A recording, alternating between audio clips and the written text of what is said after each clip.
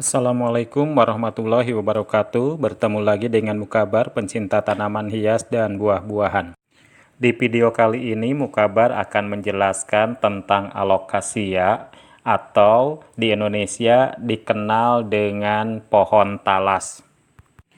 Tapi sebelumnya Mukabar berpesan selalu menerapkan protokol kesehatan, diantaranya adalah memakai masker, menjaga jarak, dan selalu mencuci tangan dengan sabun di air yang mengalir agar kita terhindar dari COVID-19. Dan mudah-mudahan keluarga kita dalam keadaan sehat walafiat. Alokasia termasuk dalam keluarga Araceae yang memiliki banyak jenis seperti Alokasia Black Velvet Ninja, Silver, Alokasia tengkorak juga ada yang hijau, kemudian ada lagi parasol, ada wentil, Alokasia tivera, Alokasia longiloba, amazonica, dan fredic. Dan masih banyak lagi nama-nama yang lainnya, nggak mungkin Mukabar sebutkan karena terlalu banyak.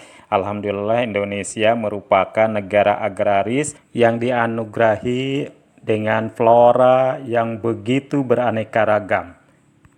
Secara kasat mata, bahwa daun alokasia terlihat mirip dengan kaladium karena masih satu kerabat.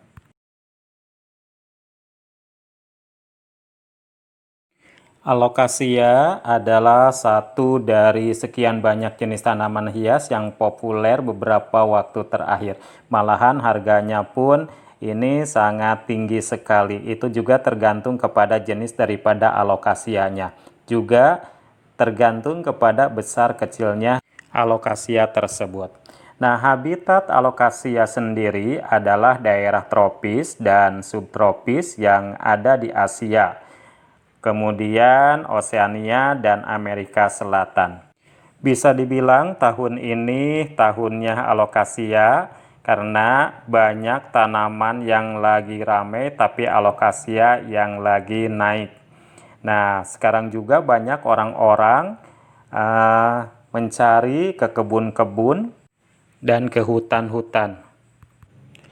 Hingar-bingar ragam jenis tanaman alokasia memang tak begitu kencang dibandingkan dengan janda bolong yang cukup lama diperbincangkan. Di sini kita bisa melihat koleksi alokasia Mukabar yang sehat-sehat dengan daun yang lebar-lebar. Nah, apa rahasianya? Nah, di antaranya yang pertama adalah kita harus memperhatikan yang berupa media tanamnya. Kemudian kecukupan daripada air dan jangan langsung terpapar oleh cahaya atau sinar matahari. Karena kalau misalnya langsung terpapar oleh sinar matahari, maka daun alokasia ini akan menjadi gosong atau mudah layu. Media tanam yang digunakan oleh Mukabar diantaranya adalah Mukabar biasa menggunakan yang berupa sekam bakar, bisa juga dengan menggunakan sekam mentah yang sudah difermentasi, kemudian tanah humus ditambah lagi dengan sedikit kokopit yang tujuannya adalah untuk kelembaban daripada tanah tersebut. Kemudian jangan lupa untuk selalu memupuknya. Dan lihat keadaan daripada potnya. Apabila potnya itu sudah tidak cukup lagi atau tidak memungkinkan, maka kita harus memindahkan atau merepottingnya. Dan untuk menjadikan daunnya lebar, maka kita harus bisa memangkas daun-daun yang sudah tidak diperlukan lagi atau daun-daun yang sudah tua. Sehingga nutrisi yang ada bisa disalurkan untuk proses fotosintesis kepada daun-daun yang ada, sehingga nanti daunnya akan bertambah besar. Nah, sekarang apa permasalahan daripada alokasia ini? Alokasia ini permasalahannya biasanya terdapat pada daun yang sering layu. Ya, kenapa daun itu sering layu?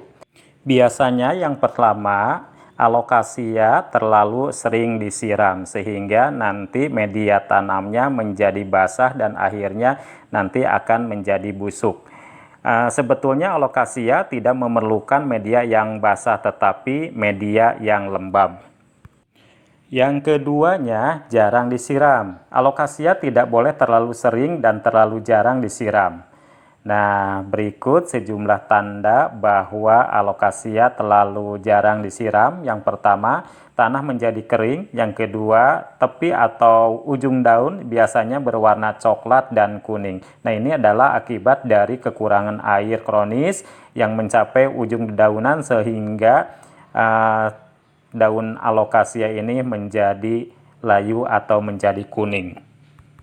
Ketiganya adalah kelembaban yang rendah. Alokasia biasanya tumbuh di daerah dengan kelembaban yang tinggi atau sangat tinggi. Kondisi ini sangat sulit dicapai kalau misalnya kita menanamnya di rumah. Banyak tanaman hias akan mentolerir kondisi yang lebih kering di rumah, tetapi alokasia akan tergantung keberlangsungan hidupnya jika tingkat kelembaban jauh di bawah 40%. Keempat adalah pencahayaan. Pencahayaan adalah faktor penting yang mempengaruhi kesehatan tanaman hias, termasuk alokasia. Nah, penting sekali untuk memberikan pencahayaan secara tidak langsung yang terang untuk alokasia demi kesehatan jangka panjangnya. Yang kelimanya, tekanan udara. Alokasia sangat rentan terhadap aliran udara panas atau dingin yang menyebabkan tekanan udara berulang. Nah, ini akan dengan mudah menyebabkan daun alokasia layu. Pastikan alokasia tidak ditempatkan di dekat ventilasi, pemanas, atau pendingin sehingga akan menyebabkan daun alokasia ini menjadi layu. Yang keenamnya adalah hama. Alokasia sangat rentan terhadap hama penghisap getah atau tungau atau laba-laba, kutu putih atau kutu sisik dan kutu daun, dan ini dapat menyerang dan mengakibatkan daun alokasia menjadi layu. Itulah penjelasan tentang sedikit alokasia. Mudah-mudahan ini bisa menjadi inspirasi buat kita semua. Mari kita menanam untuk menghijaukan bumi ini. Jangan lupa subscribe, like, dan share. Juga berikan komentar. Terima kasih. Wassalamualaikum warahmatullahi wabarakatuh.